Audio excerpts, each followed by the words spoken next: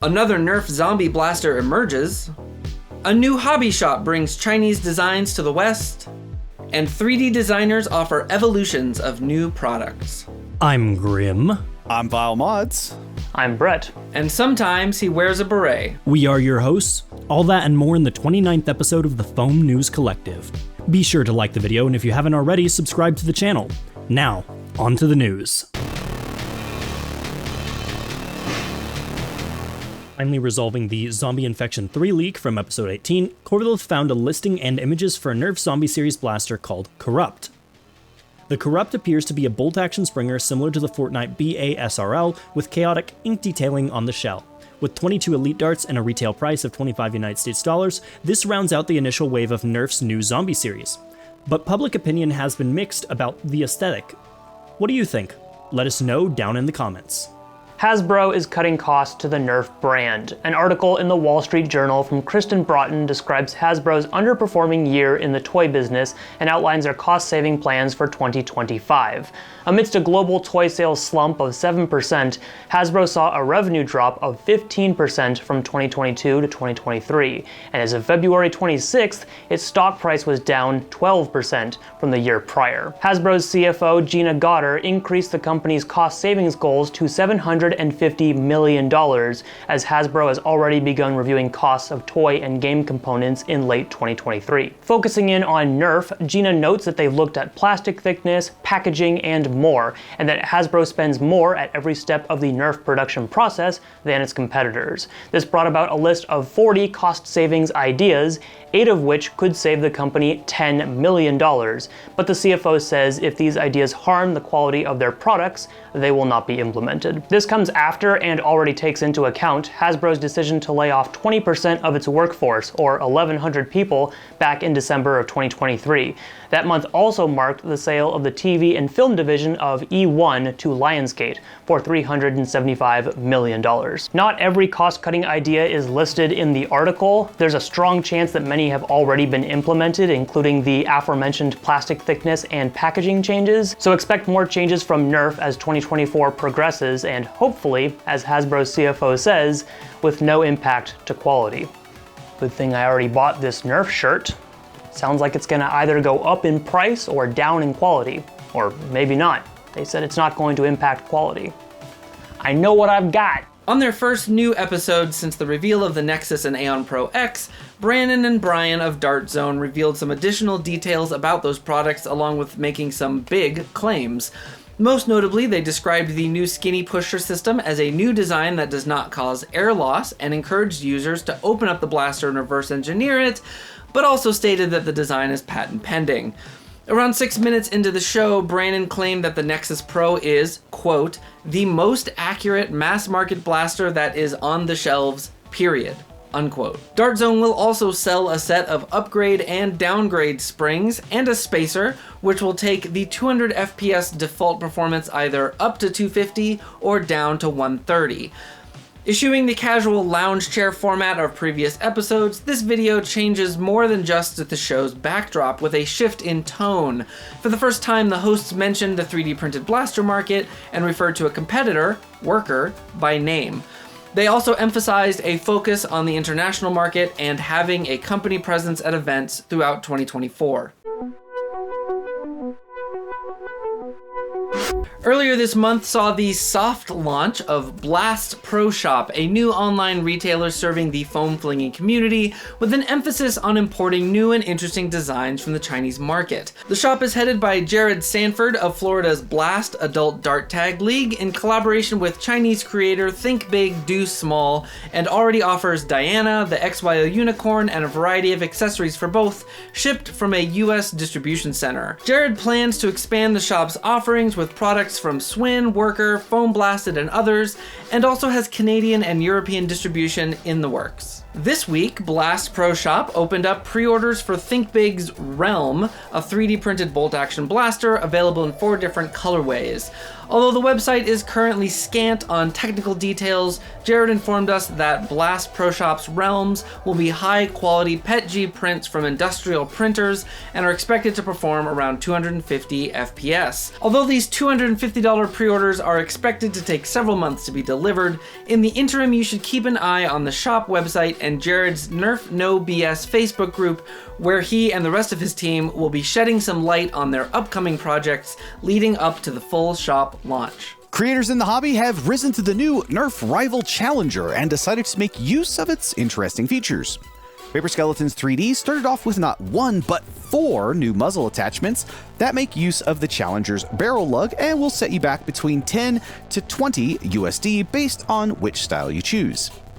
For those looking to do lipo mods, Paper Skeletons 3D has also created a 10mm extended battery door option for $10 or 20mm for $12. XFox Games has decided to take it a step further with a full printed accessory kit. While this kit includes XFox's own muzzle attachment and battery extension, it also has an N-Strike stock attachment, flared magwell with extended release, as well as a new top pick rail and front grip. Links to both Paper Skeletons 3D and XFox Games Etsy shops will of course be down in the description. Endwar 2024 is coming! Will you be ready to fight the oncoming horde? Dates have been announced, starting with FoamCon and the Foam Pro Tour on July 5th, followed by HVZ July 6th and 7th at UNC in Charlotte, North Carolina. Registration is now open. Find that alongside information about hotels, food, and parking, as well as event lore and a link to their new Discord over on Endwar's website. Printables creator Radioactive Windmill, aka Space, has released some community files for the ever-popular 40max platform. While the files are in the beta stage, there is a solid variety of shells with requests open for more. XFox Games now has 6 and 9 bearing BCARs available on his store for the Diana. Coming in a plethora of colors, they sell for $21 and $25 United States dollars respectively. Printables creator FDub839 has released 2 parts for the Juno, a replacement trigger as well as a grip insert that removes the sling point. These parts are the first in what is to become aftermarket support for the Out of Darts Jupiter, their first product to have files readily available to the public. 3D designer Finn Poppy is the first to take advantage of the modularity of Dart Zone's new BCAR, creating new shrouds with various venting and bearing setups. Her design also utilizes Silly Butts attachment collet for easy and secure attachment. Survival Fest 2024 has made its player's handbook available for anyone wanting to familiarize themselves with everything they need to know about as a player. Additionally, Survival Fest now has opened their vendor applications, with booths going for $20 United States dollars. Speaking of vendor applications, Maryland Mayhem has also opened theirs, with booths being $30 United States dollars. Vendor booths are first come first serve with 3 types to choose from: 8 feet rectangles, 6 feet rectangles, and 6 feet circles. Cumulatively, there are 16 slots left. Hey, can I borrow your frame? I have to go now. My planet needs me.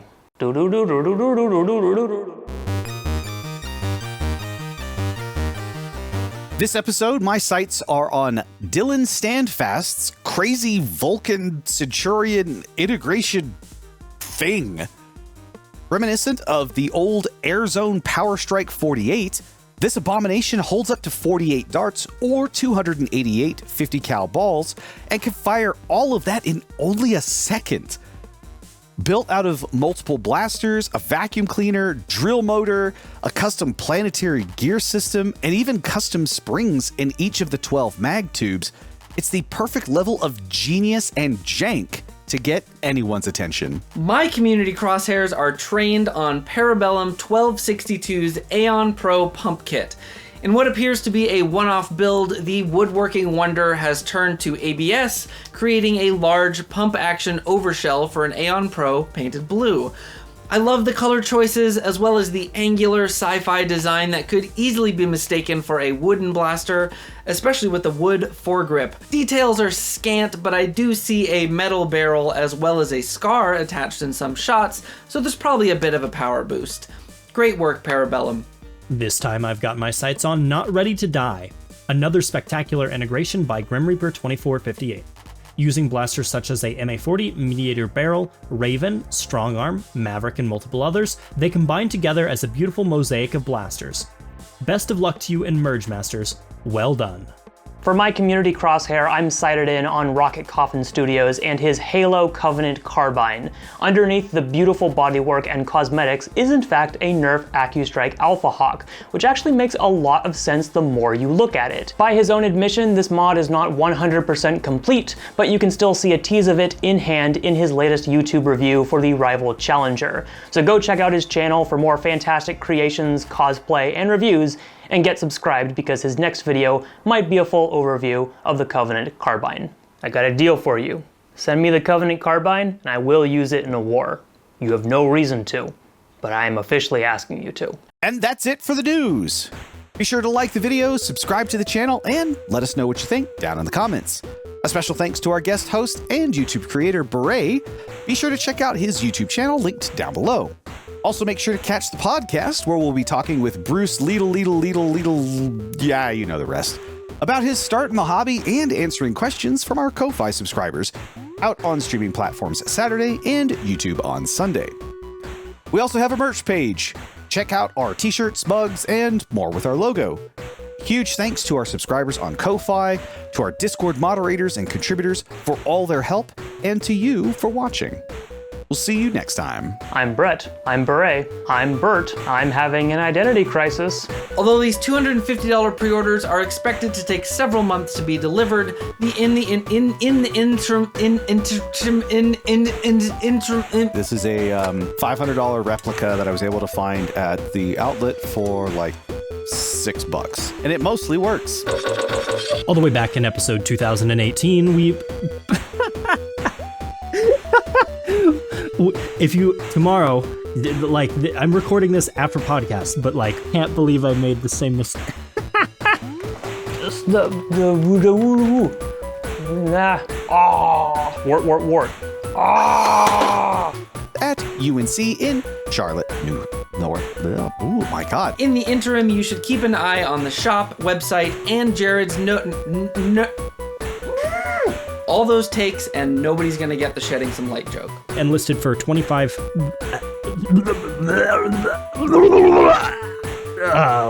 I think I got bit somewhere. Words not wording. Cut the recording. Do you have any closing thoughts? Anything you'd like to share with the audience?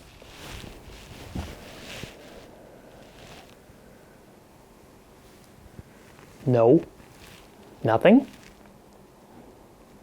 Oh, he's camera shy.